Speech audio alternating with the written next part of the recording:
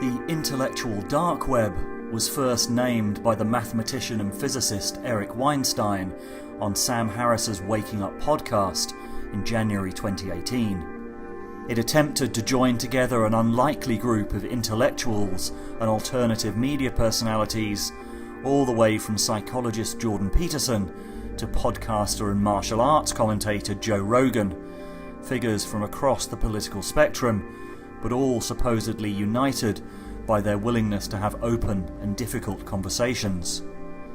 The name stuck. Interest in the phenomenon quickly spread far and wide, with many thousands joining the conversation online. Welcomed by some, ridiculed by others, and even questioned by some in the group. It's like a herd of cats, right? Because, so I've thought about, well, what unites us to the degree that there's an us, because that's not so self-evident. There's enough of an us so that the name emerged and it's stuck. So there's something in common, because otherwise the name wouldn't have stuck, right? You can't name nothing. It doesn't work. So what is the intellectual dark web? People in the group tend to reject orthodoxy, tend to reject ideology, tend to be interested in first principles thinking, meaning that if you don't take something on faith. It's a very smart concept to try to corral a very difficult group of very disparate people into one orbit. I think everybody who's been described as a member of the IDW probably has, among other things, one thing in common, which is they all are used to being howled at for saying things that are self-evident, howled at in public, only to then discover that the public come up to them in private and say, thank you so much for saying what we think.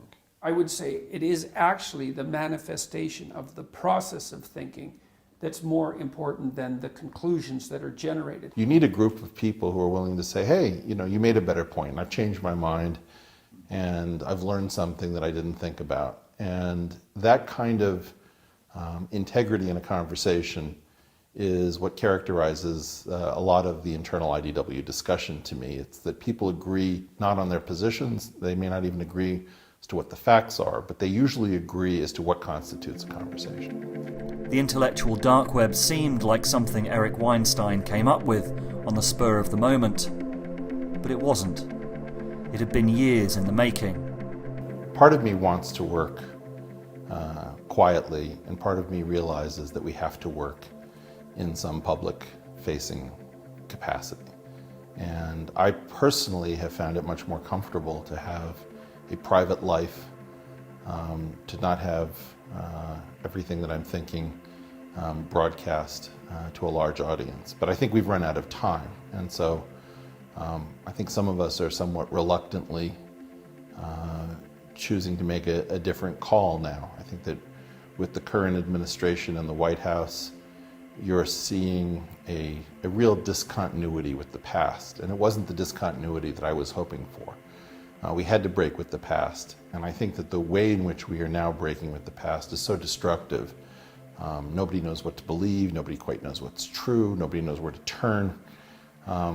This is not a tenable situation, and so either we're going to descend into some kind of permanent chaos, or there's going to have to be something that we reboot from, and that thing cannot be simply left or simply right, and that's one of the reasons that the IDW is hopeful to me. This is the origin story of the IDW. What started off this path that I find myself on is that I was curious about certain things. I was curious about the world, and I wanted to ask a bunch of questions about, well, really pretty much everything. And I find that if you keep asking why questions, you eventually either A, get tired, or B, become a theoretical physicist or mathematician. And so many of the deepest questions led to a kind of disciplined way of thinking about the world, where we see all of the complexity in the world around us as being built up from very simple and beautiful patterns. And I think it was my desire to contribute to that story, in particular with theoretical physics, that began my path. But at the time that I really emerged as an adult, theoretical physics was in a great deal of difficulty and trouble. And I think as I came to understand that there was a big story that was going to affect everything that I cared about. It was going to affect the markets, it was going to affect our families, our sense of ourself, our security. And that story is the story of what happens when humans get addicted to high levels of broadly distributed, stable, technology-led growth, and then are denied the ability to continue on that path. That means that you're set up potentially for war, for civil unrest, for communism if people try to grab what their neighbor has, or fascism if people try to maintain order at all costs. I define this thing called an ego, or an embedded growth obligation. And an embedded growth obligation is how fast a structure has to grow in order to maintain its honest positions. So if you have a situation in which you have trial lawyers and they're supported by various associates, and the associates all want to become partners and trial lawyers themselves, then what you have is you have a situation where the law firm has to grow at a very fast clip if all those people are going to be satisfied with their job decisions. Well, very quickly that ability to grow runs out. And then people want to know, why am I stuck in a position going nowhere? Well, the same thing was happening in theoretical physics. It was happening in mathematics. It was happening in the pension funds. It was happening absolutely everywhere except for a small number of places like startups and hedge funds, which for a period of time were able to buck that trend. And as I came to understand that we were in some sort of society-wide Ponzi scheme since the late 60s, early 70s, and that there was no way to continue to grow our way out using the previous tools, I started to understand that society was going to be lying about almost everything at almost all times. And that's a very terrifying thought to have. We have effectively entered a period in which we cannot trust our experts. And I think that what began as a desire to contribute and to do real work ended with an understanding that we've got 2 generations of institutional experts that are corrupted, and that we cannot wake up from this crazy fever dream that we're all in because we can't figure out who we can still trust. The doctors are compromised, the professors are compromised, the journalists are compromised, the politicians are compromised. About the only thing that isn't badly compromised are people with an independent source of sustenance. Individuals in very small groups are about the only thing that is free of this disease of the embedded growth obligation. And so the paradox is that the individuals have to save the institutions that are trying to extinguish them, because the institutions don't want to hear this message. But in fact, if they don't make use of the tiny number of people functioning as individuals or in small organizations, all of this is going to collapse, because it cannot continue along its current exponential path. That exponential gave out a long time ago, and it's like Wile E. Coyote running off of the cliff. As soon as he realizes that there's nothing holding him up, down we fall. There's 2 games here. There's trying to get the best deck chairs on the Titanic, and there's trying to rescue the ship. And in general, nobody can think of how to rescue the ship, which is a daunting task. So instead, what we're doing is we're fighting for position in a losing game. And it's important that that stop.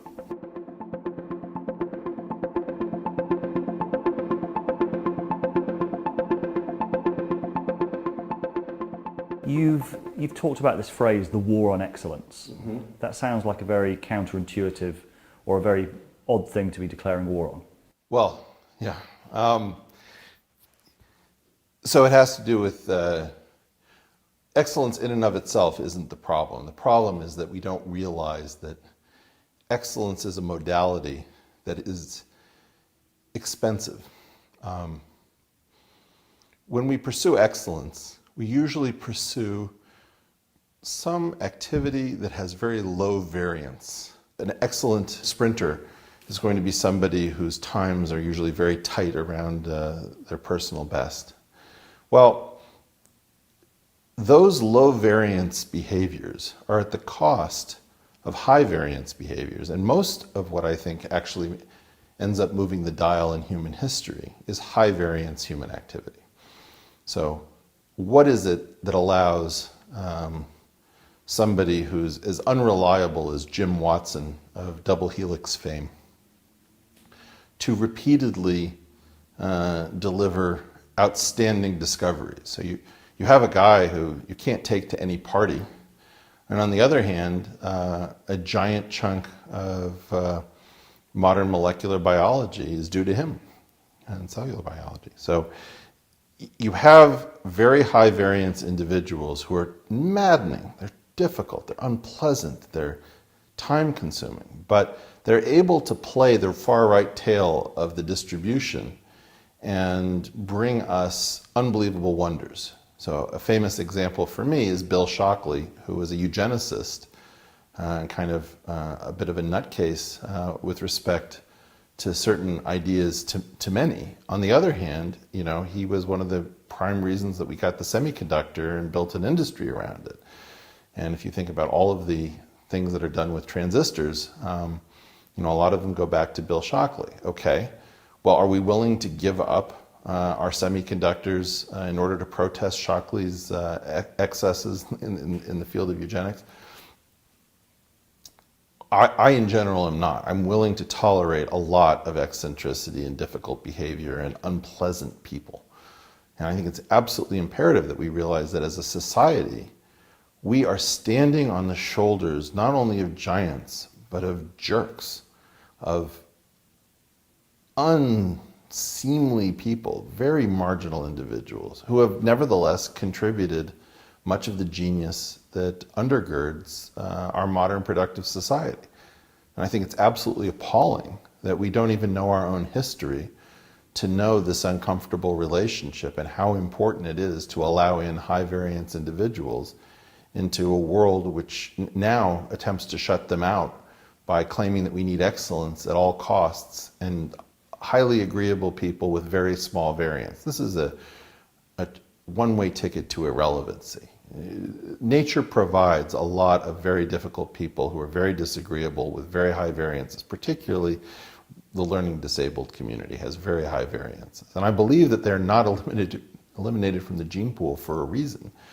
I believe that they're there to be the innovators. And so we're killing our own innovative class with all of these extra requirements for collegiality or diversity or some kind of regularity. Because often everybody on the team has one idea, and the idea that you need is the one guy who won't go along. So how do we get people who are, if you know the Asch conformity experiment, Asch negative, that is, that they don't go along with what everybody's pretending to claim as their own perspective. On each card there are several lines. Your task is a very simple one. You're to look at the line on the left and determine which of the three lines on the right is equal to it in length.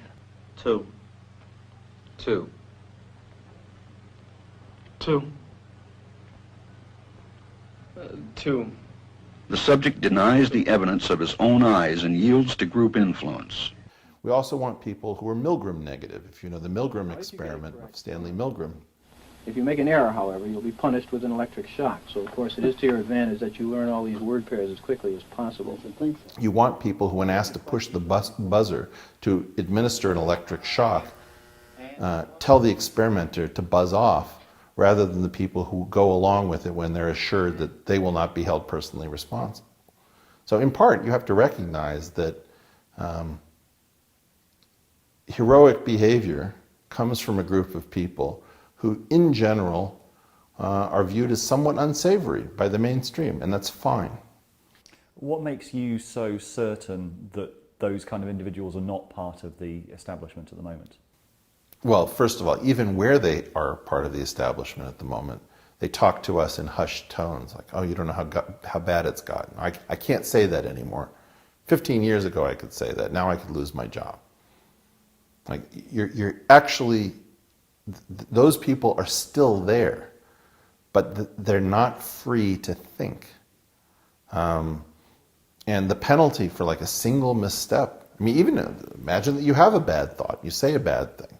Was that the end of your career? We're going to dispose of high ability people because they told an off-color joke in the wrong setting?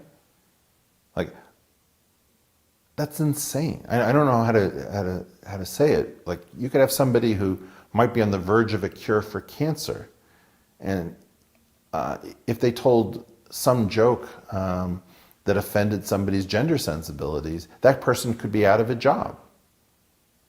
Well, that's insane. I mean, it's very important to understand that level of intolerance, of fragility, has to be driven out of the institutions that require these high agency individuals. And is your sense that that process of excellence keeping out genius is actually a civilizational threat, or is partly to do with the situation that we find ourselves in? Yeah, I mean, let's just talk about disagreeability as a trait. Right now, we have all sorts of things that need people to say no to them and to point the way towards something else. No, we should not be pushing for citizenship for everyone in the country who's here illegally. No, we should not be allowing the claim that Islam is the religion of peace and therefore the least close to any kind of violent act. Obviously, they've got a problem and they need our help and we need their help. We need to be talking about these things. Obviously, trade is extremely redistributive, and to claim that it makes a rising tide which raises all boats is malpractice for an economist to mouth those words. We need to clean house for people who are lying, obviously lying, about very simple things. And the only people who are likely to be the people who are going to say that are going to be people with their own theories. They're going to be people who are highly disagreeable, highly creative, and somewhat self-destructive. We want those people rather than we have excellent people, and that's our problem. It's a plague. And it's not that excellence is bad, it's that we have way too many excellent people in proportion to the number of geniuses and heroes in the population.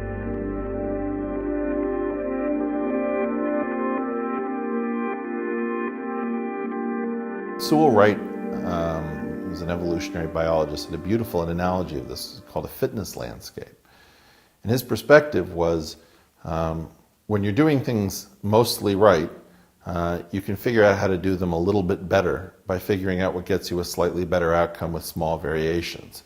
And so this was analogized to climbing a little hill of fitness.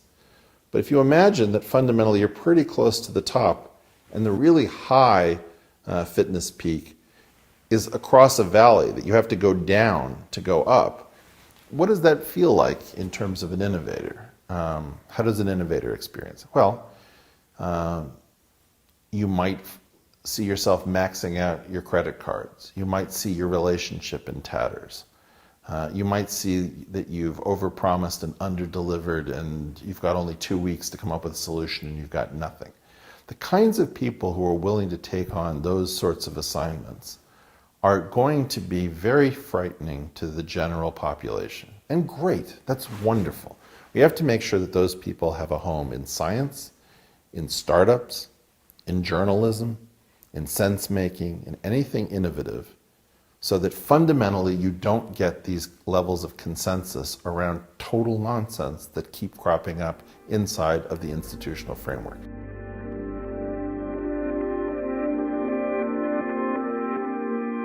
I think what they do is they construct very durable narratives about people who refuse to go along. So in general, when I hear the word consensus, my initial hit on the word consensus is negative. Why is that? It's because if everybody agrees that something is true, like 2 + 3 = 5, you don't need a consensus. Nobody talks about the arithmetic consensus. Everybody who doesn't subscribe to the arithmetic consensus goes nowhere. They can't build a house. They can't handle money. Okay, so there's no need to call it the arithmetic consensus. On the other hand, if things are actually open-ended, very rare for people to all bunch together around one set of tentative ideas. So what you find is that in general, you would expect a cacophony of people, each with their own pet ideas when things are genuinely uncertain, or you would find everybody falling in line when more or less it's clear that, that the world goes one particular way. So in general, I think what's going on with a consensus is that a consensus is usually achieved through some sort of incentivizing people, as the mobs, the violent mobs in Mexico say, plato o plomo. Do you want silver or do you want lead? So you're given a certain amount of encouragement to come to a particular perspective, maybe in terms of grant money or speaking opportunities, and you're given a disincentive, which is this is what's going to happen to your career if you don't fall in line. And so using a plato o plomo model, you suddenly get a lot of people pretending that they all agree to some kind of consensus position. Consensus thinking almost destroyed the financial system in 2008. Eric had been warning about the danger of mortgage-backed securities since 2002. I got very involved in economics, tried to bring some of the discipline that came from theoretical physics and differential geometry into neoclassical economic theory. We were some of the first people to become alarmed about the role of mortgage-backed securities and their ability to potentially blow up the world economic system. By 2008, it had become clear to everyone that we had built a massive society-wide fiction, which the Mandarins had called the Great Moderation. And this is one of the things that gives me confidence that when large numbers of well-credentialed and well-spoken experts sitting in the most powerful positions in your society all agree on something, you should not be intimidated or cowed, because what's quite possible is that groupthink has taken over the entire system.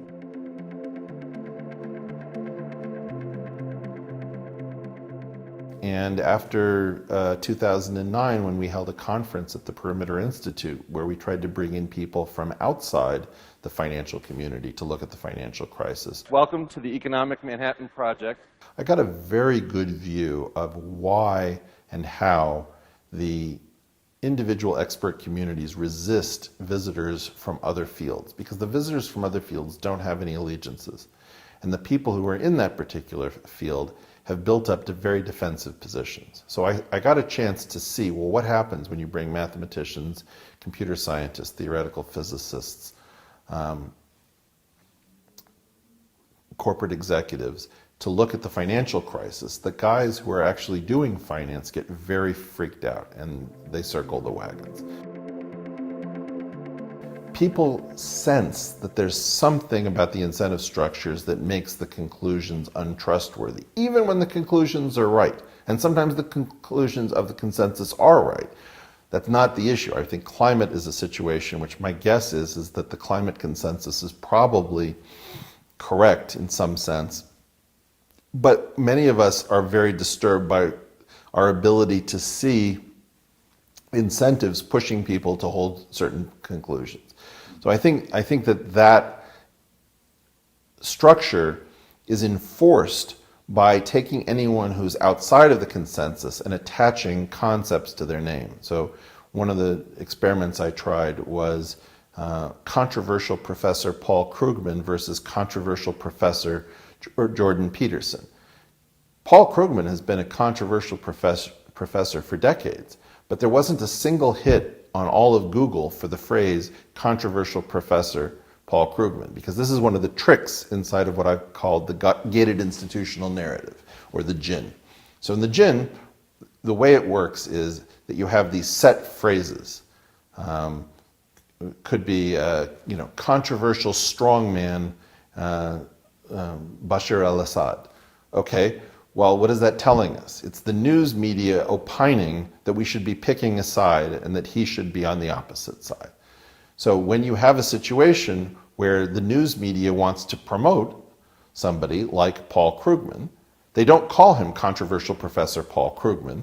They call him New York Times columnist or Nobel laureate Paul Krugman. But if it's Jordan Peterson and Jordan hasn't signed up for some sort of consensus position, he has to be controversial Professor Jordan Peterson. Now, it's true that he's a controversial professor, But that's actually the gated institutional narrative's special language for telling the audience who the good guys and the bad guys are. And if you go back to professional wrestling, this would be called heels and baby faces, or faces. And so the idea is that Paul Krugman would be a face and Jordan Peterson would be a heel, but instead of being open about the fact that wrestling is a simulated performance sport, in the journalistic endeavor, we pretend that journalism is actually a search for truth, which I find hysterically funny.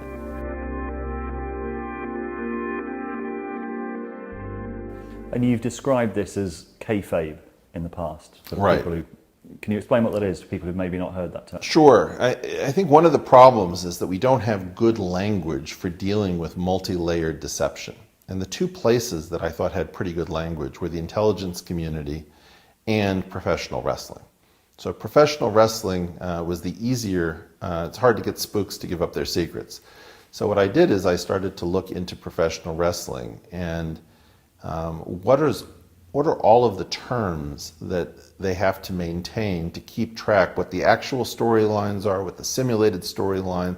Sometimes you have a simulated storyline that apparently breaks into actual reality, or like you're breaking the fourth wall, but it's actually a controlled structure where you're still in a fake story. So they call things that are fake works, and they call things that are real shoots. So a worked shoot is actually something that is set inside of a fake storyline, is apparently real and breaks the fourth wall, but is in fact fake. So you're talking about tertiary and eventually quaternary levels of deception. I don't think the human mind can do much more than 4 layers of lying. But kayfabe is the organized structure of lies that undergirds professional wrestling and has kept it as a simulated sport for about a century. All sorts of human activity veer between utter terror and boredom. And why is that? Well, because if something is actually an unbounded negative potential experience, people are very hesitant to engage. So if 2 wrestlers can really do damage to each other, they're going to circle each other for a very long time before engaging because they don't want to risk anything that they don't have to. So you could have bouts that would go on for 4 or 5 hours and basically nothing happened. Well, this is true in all sorts of endeavors. People in the know in finance don't really want to risk their money. So they come up with all sorts of elaborate ways to make sure that they're going to be okay no matter what happens.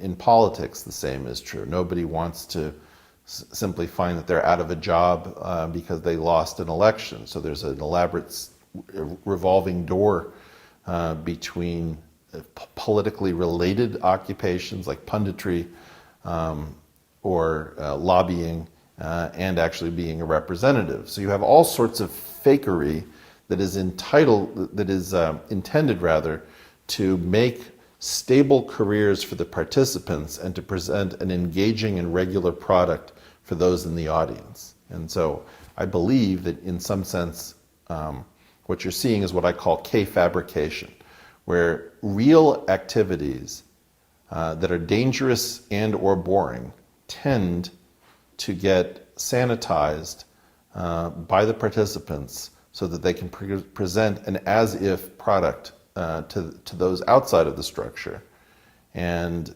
not themselves get hurt and continue to make money off of it. And I think that that's what happened in professional wrestling. There's a real competition for airtime, for fame, but there's a fake competition, which is a scripted series of pretend bouts where the decisions are actually known in advance. And that's very similar to what I see happening in war, in finance, in media, and particularly journalism. I think you've spoken before about the sense that these systems get weaker and weaker as they continue. Why do you think that is? Which systems? Well, the political system, for example. That it seems that as time has gone on, the choices that we're being given in the political system get weaker and weaker. Well, because you're systematically driving out the people who should be trying to lead. You're making it so unpleasant to hold real opinions, to have real integrity. You're driving the costs of the specific group of people we need so that instead the only people who are going to show up are the people that we should fear most.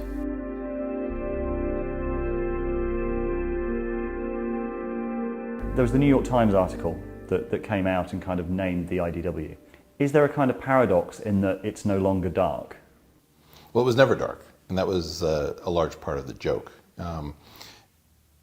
We have only been dark to one thing, and that thing is the institutional media and the main platforms, be they academic or governmental. So, if you will, I think that the mainstream media has pretended not to notice us, just as they've pretended to find everything we say either vapid or outrageous. But I think that, you know, what's really going on is that there's been a monopoly, effectively, on narrative held by the collection of major institutional voices. The true spectrum of thought is far broader than people have been led to believe. And I think that's where the IDW comes in, that it's not that we're just outside of the Overton window. Many of the points we're making really aren't found anywhere inside of mainstream media and established institutions, even though many of these things that we are talking about are simply commonplace observations.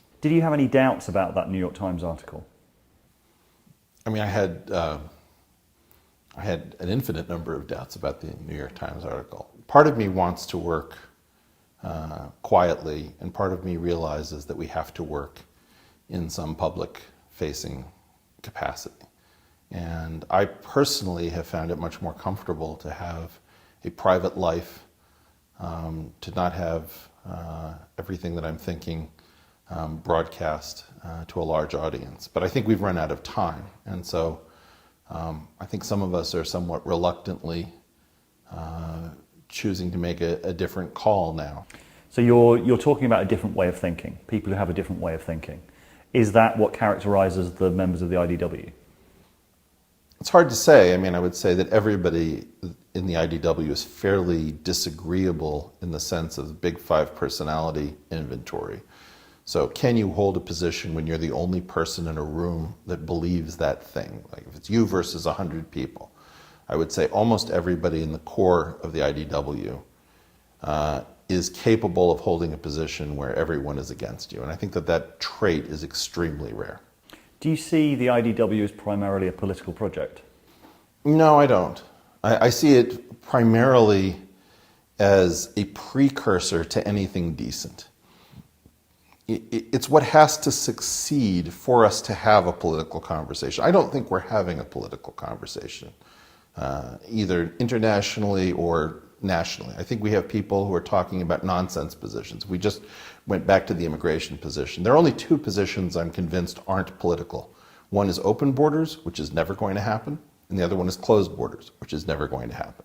And yet, you very often encounter people who are talking in these terms as if these are the actual positions. So I don't think that we're having a political conversation. I think that what's been going on is that the mainstream media has been playing keep-away ball, right? So this game where you're throwing the ball over somebody who's trying to catch it. Now the public has been trying to get in on this conversation, but what keeps happening is that our fake left and our fake right are engaged in a completely fake conversation about fake items, including fake news, which they themselves are pushing out, and then claiming to fight fake news. So the whole thing is so saturated in falsehood that people are waking up to the idea, oh, I've forgotten what it sounded like for people to actually have a discussion about a topic and how much time it takes. In general, it can't be done with 4 or 5 voices on a panel in 10 minutes with a few commercial interruptions. There's just almost nothing can be discussed that way. And what's worse is that the very people who would be best able to discuss it are never going to be invited onto those programs.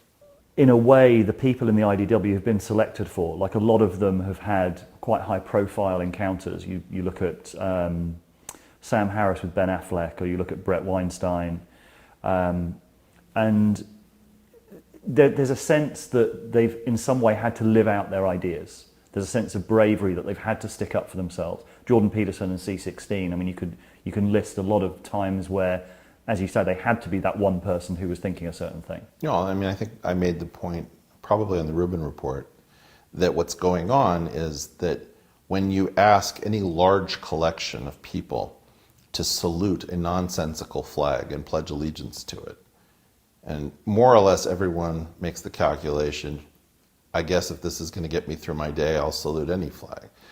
Then you've got the one gal or one guy who doesn't want to. Well, my observation is that that person is usually sitting on an entire mountain of interesting thoughts that they don't have the freedom to simply make a convenience readjustment.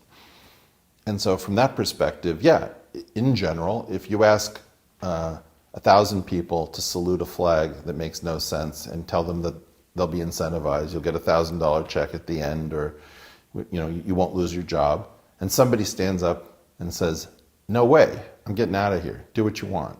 That person is usually much more interesting than just being a contrarian. That person is usually saying no because they've got an entire worldview that is built by hand and bespoke. And so that's why this method of finding people has been relatively fruitful. It's people who don't back down, usually don't back down for a reason, because there's every reason just to go along.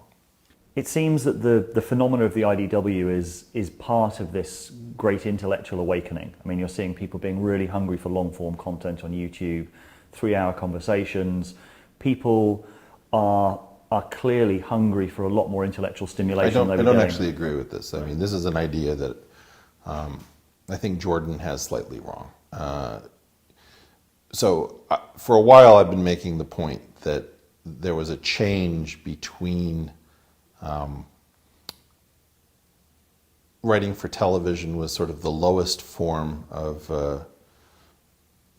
an art, and that writing for movies allowed for real character development, but that the multi-season, multi-episode shows with very long storylines actually has the greatest character development, and so the greatest writers are now writing for TV. The important thing to understand is that it's not just the advent of long-form podcasting. What it is having the courage to say something using that medium. You have long-form podcasts that aren't attracting almost anybody.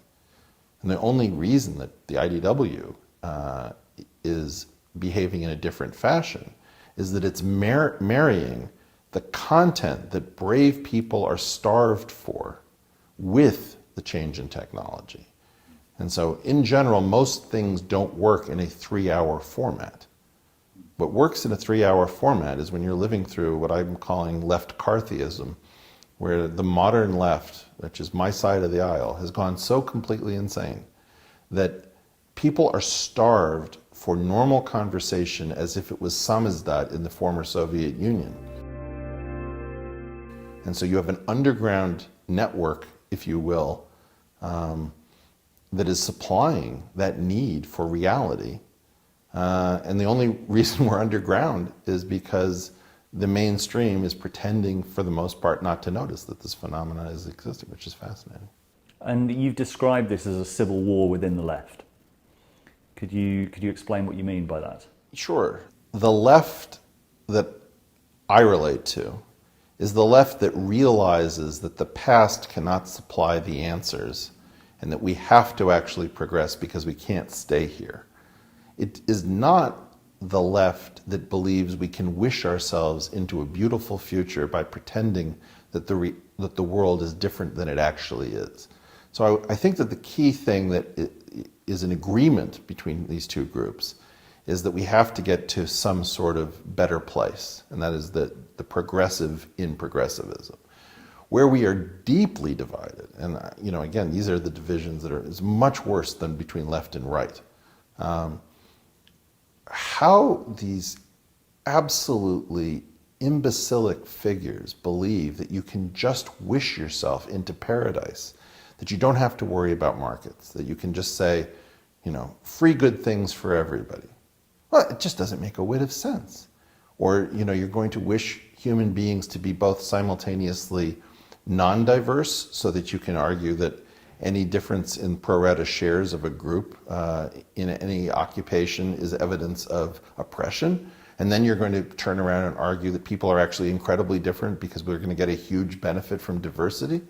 I mean, this is not even self-consistent. This is this would be offensive to an intelligent 5-year-old. So I don't really believe that these progressives, as they call themselves, and regressives, as some of us call them, are even making serious intellectual points. They're sort of trolling by pretending to believe in all things that just gum up the works. And so it's very important to me that not only do we not really spend time debating people who are not serious in their intellectualism, but that we realize that it is important to the diversity of mature and important ideas that we not spend undue effort engaging ideas that are functioning very differently from regular conversation. It is as if somebody asks, should we have a diverse dinner tonight? Well, we could invite somebody from this position, from that country, from this gender, and then should we invite a suicide bomber? Well, if you're a suicide bomber, that bit of diversity is going to take down the entire conversation as well as all the people at the table, right? Well, these are like suicide bombers in terms of their ideas. They are attaching themselves to real conversations and blowing up the conversation so that you can't actually speak. And I think what we need is we need to realize that the diversity of ideas that have to be explored hinges on not allowing in bad diversity. That is, you don't want a single person at the table who wants to scuttle the conversation. And that's not something that we've understood about the modern left. The modern left is very often focused on scuttling any realistic conversation so that it can continue to threaten and terrorize people into pretending to hold positions that no sane person could possibly hold. Why do you think it's become like this? Well, I think my wife probably has the best explanation, which is that when you're actually dependent on labor for your voter base, labor has economic issues. So this is the great search for something cheaper than labor. And identity turns out to be much cheaper than labor. If you can get somebody to vote for you where you're going to take their future, their security, and their retirement, but you're going to celebrate the fact, that they came from Laos, that's a bad deal. Nothing against the Laotians, but for God's sake, stand up for yourself as a worker before you stand up for yourself as somebody who needs to see Southeast Asia celebrated on the national stage. It's not that exciting. Demand more from your representatives. This is the great search for the cheapest possible constituency. And that's exactly why I think it's happening. I think it's because the traditional Democratic voter base was too expensive. They wanted real change. They wanted to participate economically. They wanted to participate at the level of power. And the donor base said, isn't there anything cheaper than labor? And I think they found something. And where do you hope that this IDW conversation will go in the future? Well, I hope it goes to the heart of everything that is denying our ability to use our eyes and our ears and our minds as decent people. If you're simply observing the world as it is, and you're thinking about it with a big open heart, and you're trying to be decent about it at the same time that you're trying to provide for your family and concerned about your country's welfare, there's no reason that you should be huddling in the cupboard, afraid that if anyone hears that you think that men are different from women, that you're going to be consigned to the dustbin of history and fired for it. It's absolutely essential that people stop being terrorized for holding garden variety positions.